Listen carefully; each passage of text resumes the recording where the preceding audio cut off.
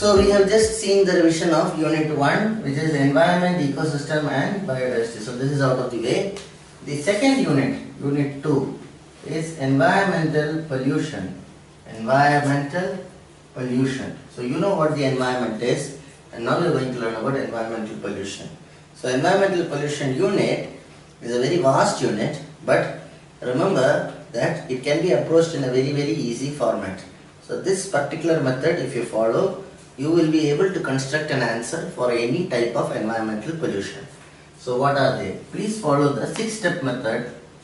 That is, number 1, you define the pollution.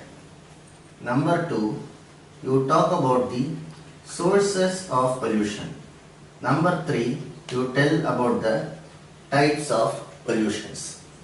Number 4, you explain the effects of the environmental pollution.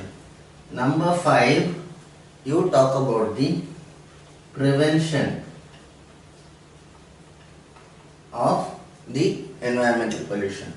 And number 6, you talk about the controlled measures of the environmental pollution. Now I will be giving you just the basic methods of revision here. For a detailed look into the unit, you are always welcome to watch the detailed video lecture on Unit 2 in environmental pollution. Okay. Now, definition is the same for every kind of environmental pollution regardless of what it is. Any environmental pollution is defined as an undesirable change caused in the environment by physical, chemical or biological agents is called as environment. So UDCEPCB, remember this series of words. Any undesirable change in the environment caused by physical, chemical or biological agents is called as environmental pollution. Sources, there are always two sources. One is the point source, the other is the non-point source. Point sources, you can pinpoint that this is the source of pollution. Non-point source is generally an entire area where pollution is spread and you cannot localize that the pollution is because of this particular agent or this particular spot. Types of air pollutant. There are various types of air pollutants depending on the kind of pollution, whether it is air pollution or whether it is water pollution. For example, if it is air pollution, then I have told you that there are some major air pollutants which you can watch in the video lecture on air pollution in this particular channel. For example, there is carbon monoxide, there is nitrous oxide, there are sulfur oxides. But in the case of water pollution, there are the types of pollutants are basically organic or inorganic. Okay. So that is the type. They are very specific to the kinds of pollution. The effect of pollution. When you talk about the effects of pollution, there are 3 things that you should remember. You should always tell about the effects on animals. Here you can tell about the effects on humans. For example, air pollution causes respiratory problems in human beings. So those kinds of problems you can mention in what? In the effects of pollution on animals. The effect of pollution on plants. How does the particular type of pollution affect plant life? And effect of pollution on the environment itself. What are the effects on the environment? For example, some kinds of pollutions may contribute to global warming. Some kinds of pollution may cause what is called as photochemical smog. So those kinds of mentions you have to mention. So 1, 2 and 3. 3 major effects you are supposed to mention in every single effect of environmental pollution. Preventive measures. This is where you can let your heart out. Okay. But what is majorly expected is you should be mentioning about the preventive steps taken for each and every kind of pollution. For example, you can wear a mask and prevent the air pollution from entering your system. That is a preventive step. But then what is the difference between preventive and control measures? In the case of preventive steps, you can plant more trees to avoid air pollution, you can wear a mask, or you can place a building away from a particular source of air pollution.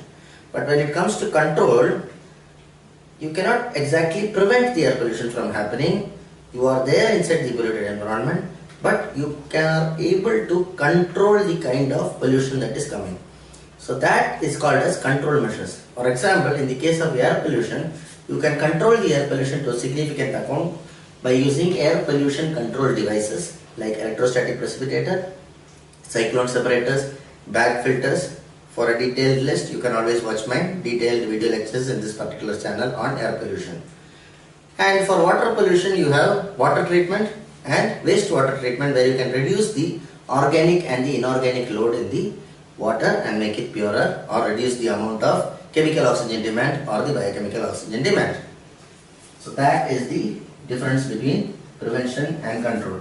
So always remember, whenever you are explaining about the types of pollution, you should always explain any single type of environmental pollution with this 6-step method.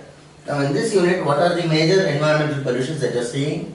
You will be seeing about air pollution, you will be seeing about water pollution, you will be seeing about soil pollution, and within water pollution and air pollution, you will be seeing a kind of pollution called thermal pollution, which is because of heat. And in water pollution, you will be seeing an additional pollution called marine pollution, which is the kind of pollution that happens in the oceans. And then you have what is called as nuclear hazards. Okay, what is a potential nuclear hazard? You should learn.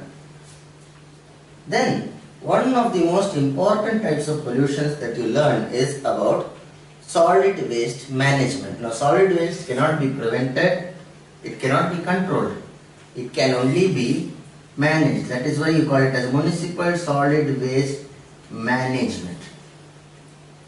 Okay, so when it comes to municipal solid waste management, there are a couple of things that you should remember. Number one is the flow chart, the 6-step method to remembering how the solid waste is generated. So how is the solid waste generated, or what are the things that you do? So when it comes to solid waste is either biodegradable or non-biodegradable. Whatever be the case, the solid waste must first be generated. Once it is generated, you collect it, you segregate it, you transport it to a safe location, and then you dispose it. And disposal, there are 3 major methods. One is the landfill, where you simply dump it inside a landfill. The other is incineration, where you can burn the solid waste, reducing its volume. And the third is you can turn it into a useful compost. Okay, so it is something like LIC policy. Okay, this is an easy method to remember. So landfill, incineration and composting. Okay, so these are the steps involved for taking care of solid waste.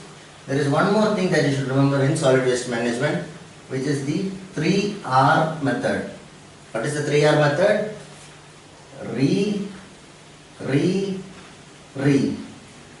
Reduce, recycle and reuse. This is the 3-step method for the solid waste management. So that concludes the revision for the 2nd unit.